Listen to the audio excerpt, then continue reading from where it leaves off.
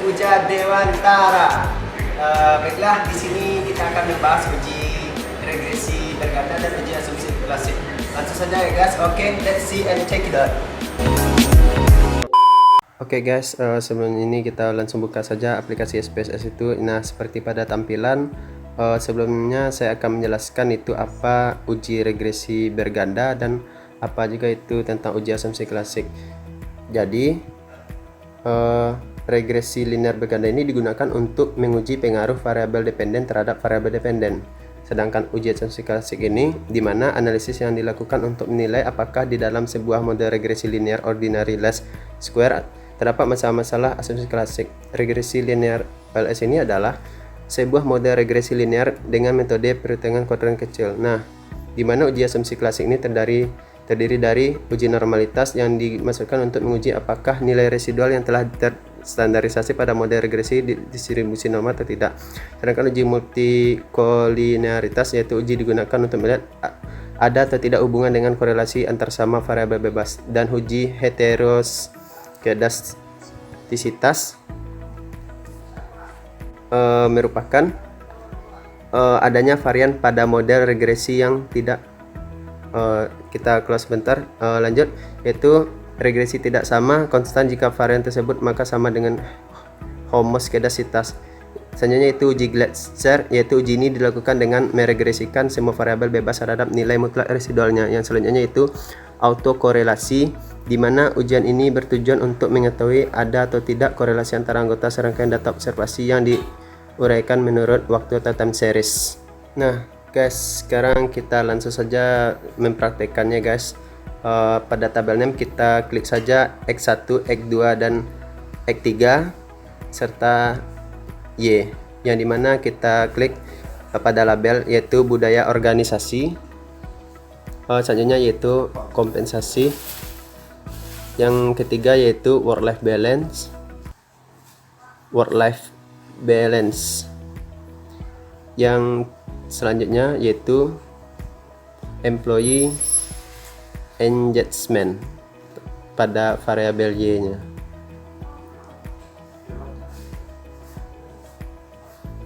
Nah, data yang kita klik itu terdapat pada tutorial, yaitu dicontohkan hasil dari penelitian yang berjudul pengaruh budaya organisasi kompensasi dan work life balance terhadap employee engagement.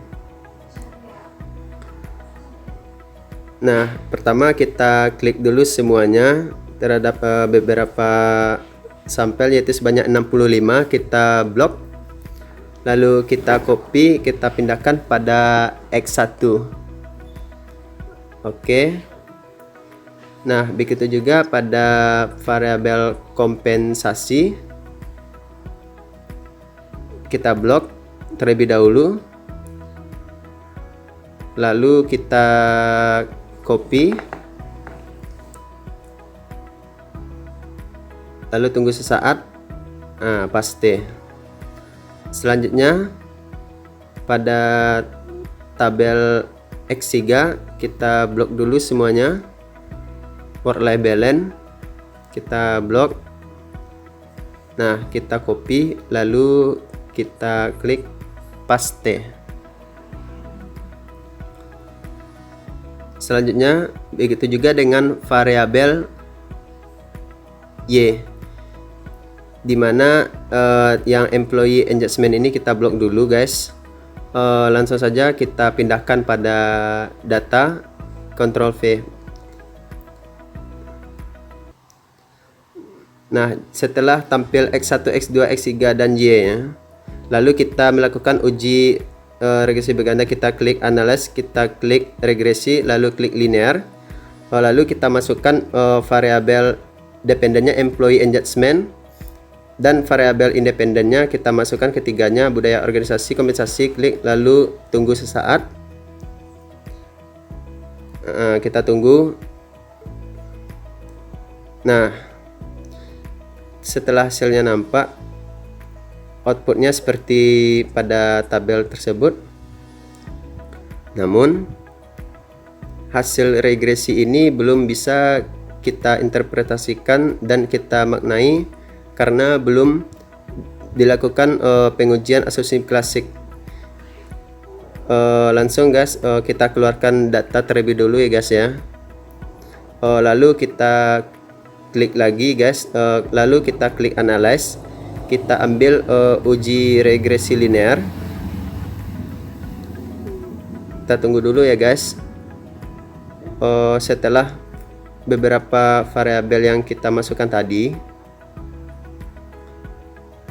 lalu kita klik statistik, kita klik estimate, kita klik modify, sudah di checklist, lalu kita klik covariance dan Durbin-Watson, lalu kita klik OK. Kita klik ya guys, tunggu dulu guys. Lalu kita klik plots, kita klik spreadsheet Y dan X nya spread, lalu kita klik histogram dan normal probability plot, lalu kita klik continue. Oke, setelah itu kita save atau penyimpanan. Setelah itu kita melakukan uji Kolmogorov-Smirnov, kita klik juga unstarized. Setelah itu kita klik OK ya guys ya. Kita tunggu beberapa saat. Nah, maka hasilnya akan muncul pada tabel yang akan kita teliti. Nah, kita tunggu dulu ya guys ya.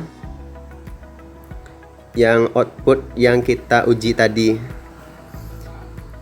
Baiklah, di sini saya akan mencoba menjelaskan makna satu persatu dari tabel tersebut. Kita akan melakukan uji Glatzer terlebih dahulunya ya guys ya. Dan nilai NR-nya ya guys ya. Kita keluarkan dulu tabelnya sebentar.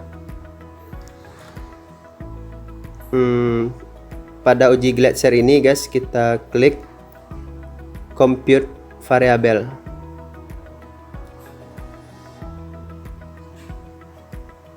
Nah, di sini kita klik average sheet pada target variabelnya. Lalu kita klik pada numeriknya unsarized residual. Maka muncullah dari numerik expressionnya res 1 terhadap pada Kolmogorov-Smirnov ini, dan kita klik OK. Maka datanya akan muncul di layar SPSS yang akan kita uji. Nah, gitu guys, muncul di samping res 1 atau disebut dengan average sheet yang kita sebut sebagai kolom barunya guys. Yang itu kita sebut uji Glatzer. Setelah ini saya akan mencoba menjelaskan apa itu dari uji average sheet ini. Selanjutnya kita perlu melakukan uji run test. Nah, gimana cara kita melakukan uji tersebut? Pertama, kita klik dulu analyze, lalu kita klik non parametric test, lalu kita klik runs. Nah, setelah muncul pada tabel tersebut, kita masukkan beberapa dari test variable list. Kita klik unsarized residual, lalu kita klik median. Kita tunggu dulu beberapa saat. Nah, begitulah tampilannya guys. Nah, itu merupakan uji run test. Nah, setelah itu ujian telah kita lakukan pada analisis regresi linear berganda, analisis asumsi klasik. Nah, bagaimana cara kita bisa membacanya dengan semua output yang kita uji tadi? Jadi guys, di sini saya telah memindahkan pada aplikasi Word. Pada aplikasi tersebut merupakan uji pertama Kolmogorov-Smirnov. Berdasarkan hasil output tersebut berperoleh nilai sebesar yang berasal dari 0,933 lebih besar dari 0,05, maka terlihat bahwa hal disimpulkan data berdistribusi normal.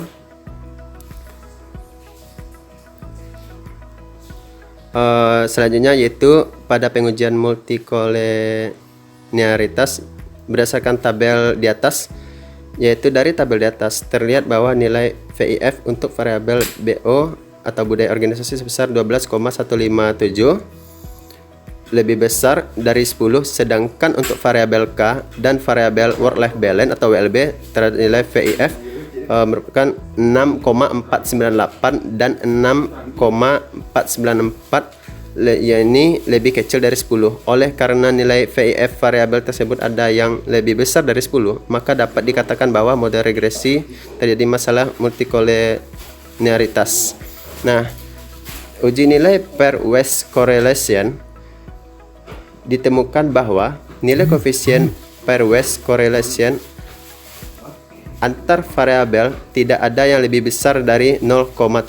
Dengan demikian, dapat dikatakan bahwa tidak ada korelasi yang kuat antara variabel bebas atau B0, K, dan WLB. Oleh karena itu, model regresi ini tidak mengalami masalah multikolenialitas. Selanjutnya itu saya jelaskan uji heteroskedasitas, yang dimana uji ini menghasilkan plot yang menyebarkan bahwa secara tidak teratur dapat disimpulkan bahwa model regresi ini tidak mengandung masalah heteroskedasitas. Model ini memiliki kelemahan karena memberikan penilaian subjektif. Uji Glatzer yaitu dapat dilihat berdasarkan output di atas, dapat diketahui bahwa nilai sig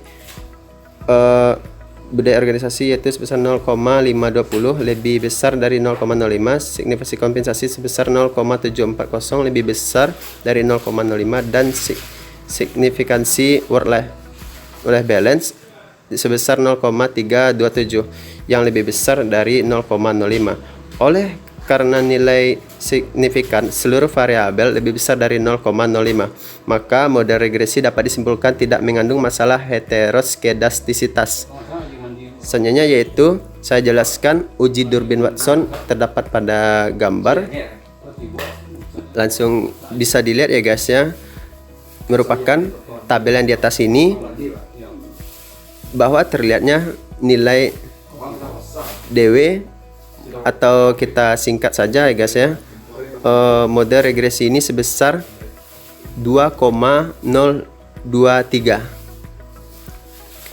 Nah, apabila dilihat dari tabel DW ini, dilihat dengan N sama dengan 65, K sama dengan 3, maka nilai DL-nya adalah 1,5035.